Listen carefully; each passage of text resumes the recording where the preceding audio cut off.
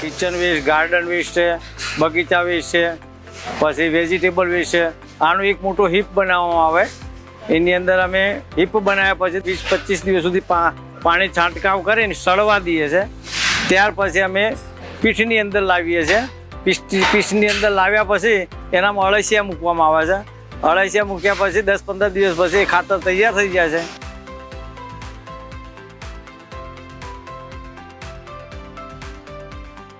આ vermi compost પ્લાન્ટની capacity જે છે એ વાર્ષિક 2000 ટન કરતાં પણ વધારે છે અને ઉચ્ચ કક્ષાના અળસિયાવાળું ખાતર આ વર્મી કમ્પોસ્ટ સાઇટ ઉપરથી ઉત્પાદન થાય છે અને એને ગાંધીનગર શહેરના લોકો અને આજુબાજુના ખેડૂતો અને મારી જાણ પ્રમાણે ભિલોડા અને ઉત્તર ગુજરાતના ખેડૂતો પણ એની ખરીદી કરે છે.